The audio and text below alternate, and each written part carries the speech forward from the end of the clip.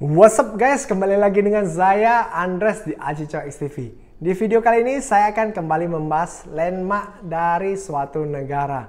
Sebelumnya saya sudah menceritakan dari negara Cina yaitu tembok rasa Cina, dan juga dari Prancis yaitu Menara Eiffel. Bagi yang belum nonton, nanti saya akan taruh linknya di deskripsi box di bawah ini ataupun di ujung kiri kanan atas ini ya guys ya. Nah, di video kali ini saya akan membahas landmarknya negara Italia. Pasti banyak dari Anda sudah pernah ke landmark ini, yaitu Menara Pisa ya guys ya. Jangan-jangan Anda semua berfoto aneh-aneh di sana ya guys ya. Biasanya turis itu banyak sekali foto-foto aneh yang ada di Menara Pisa ya guys ya. Jadi tanpa berbasa-basi lagi, saya akan mulai saja ceritanya dari mana asalnya Menara Pisa bisa begitu ya guys ya. Let's go! Menara Pisa pertama kali didirikan pada tahun 1173, jauh sebelum Menara Eiffel itu ada ya guys ya. 1173. Wah, itu tahun zaman-zaman gak enak itu guys. Nah, sejatinya Menara Pisa ini dibangun sebagai menara lonceng. Jadi tujuannya Menara Pisa ini adalah bangunan dari menara lonceng. Nah, biasanya di zaman itu negara-negara mayoritas Kristen pasti ada yang namanya menara lonceng, karena itu adalah bagian dari gereja. Awalnya Menara Pisa ini telah berdiri tegak selama 5 tahun ya guys ya. Jadi nah, pada awalnya itu tegak lurus guys selama 5 tahun, tapi itu cuman 2 tingkat ya guys ya. Pada awalnya itu cuman 2 tingkat. Namun ketika level ketiga atau tingkat ketiganya itu selesai dibangun pada tahun 1178, menara tersebut mulai kelihatan sedikit miring ya guys ya. Mulai kelihatan sedikit miring dan menjadi perbincangan di kota tersebut. Nah, kenapa bangunan tersebut tiba-tiba miring guys? Padahal sudah 5 tahun berdiri di sana, tidak ada terjadi masalah apapun ya guys ya. Setelah diselidiki, diteliti dan juga diterawang, ternyata menara itu dibangun di atas campuran tanah liat yang padat.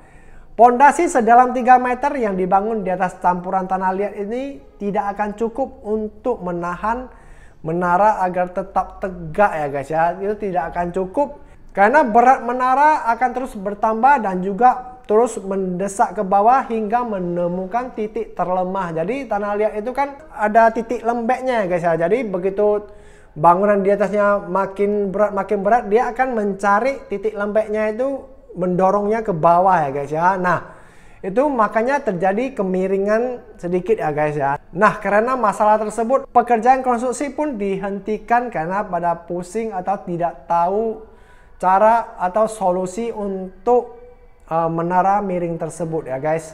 Terlebih lagi pada saat itu pemerintah sedang fokus menghadapi perang dengan Genoa. Nah, singkat cerita, setelah 100 tahun, berarti pengerjaan konstruksi itu udah berhenti selama 100 tahun guys. Bayangkan guys. Bayangin aja selama 100 tahun tidak ada yang mau menyentuhnya. Namun pada saat itu, setelah 100 tahun ada nih insinyur yang memberanikan diri untuk melanjutkan konstruksi menara tersebut. Namanya adalah Giovanni di Simone. Dia mulai menambahkan lebih banyak lantai ke menara dan mencoba mengimbangi kemiringan aslinya dengan membuat satu sisi lantai atas lebih tinggi dari yang lainnya. Nah, berarti dia membuat satu sisi lebih tinggi dari yang lainnya gini ya guys ya, kira-kira untuk mengimbangi menaranya. Dia berharap untuk bisa jadi lurus kembali ya guys ya. Namun hal yang dilakukannya malah menyebabkan menara itu lebih miring lagi ya guys ya. Jadi idenya itu fail sama sekali, dan akhirnya tidak peduli lagi dengan kemiringannya. Menara itu pun dibangun sampai lantai ke-7 pada paruh abad ke-14.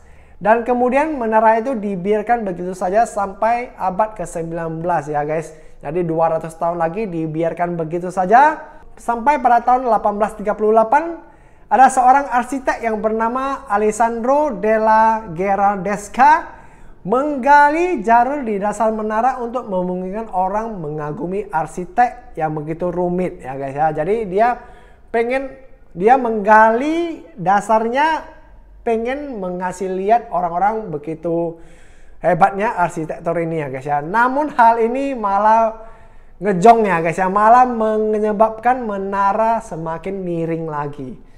Wah, benar-benar ini orang-orang sok pandai banyak juga di Italia guys ya. Untung aja gak sampai runtuh ya guys. Nah, setelah itu tidak ada kejadian penting lagi sampai pada Perang Dunia Kedua yang hampir menyebabkan semua arsitektur di dunia ini hancur ya guys ya. Namun Menara Pisa ini entah bagaimana caranya sangat beruntung tidak tersentuh sama sekali guys, tidak tersentuh sama sekali. Padahal di zaman perang itu ya guys ya, tentara-tentara akan diperintahkan untuk menghancurkan semua bangunan yang ada demi mencegah penembak jitu yang bersembunyi di bangunan, apalagi bangunan yang tinggi ya guys ya. Karena Menara Pisa ini kan boleh dibilang tinggi guys, itu 7 tingkat. Jadi oleh penjajah ini disuruh untuk merubuhkan bangunan-bangunan yang dianggap strategis untuk penembak jitu bersembunyi di dalamnya. Nah, makanya ini entah keberuntungan apa sampai Menara Pisa tidak dirubuhkan ya, tidak tersentuh guys. Nah, singkat cerita, setelah 20 tahun perang berakhir, Italia meminta bantuan ke seluruh dunia untuk mencegah bagaimana caranya agar Menara Pisa itu tidak roboh. Karena di setiap tahunnya itu Menara Pisa mulai makin condong ya guys. Negara Italia tidak ingin kehilangan menara tersebut karena sudah menjadi simbol kota yang disukai oleh turis dari seluruh penjuru dunia. So, para insinyur dan arsitek pun bekerja sama untuk memikirkan solusi.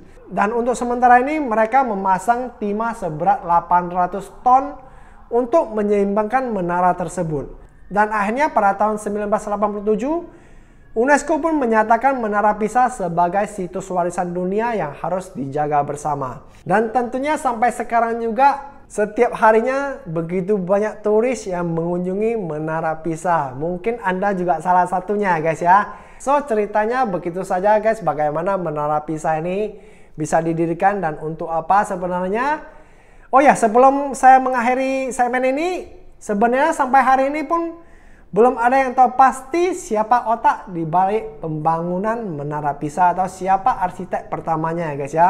Karena ada begitu banyak kontroversi tentang identitas sebenarnya dari arsitek Menara Pisa. Selama bertahun-tahun diyakini bahwa Guglielmo dan Bonanno Pisano, seniman terkenal pada abad 12 itulah arsitek di balik pembangunan Menara Pisa. Namun sebuah penelitian pada tahun 2001 berkata lain lagi guys. Yaitu menyebut Diotti Salvi lah arsitek sesungguhnya dari Menara Pisa.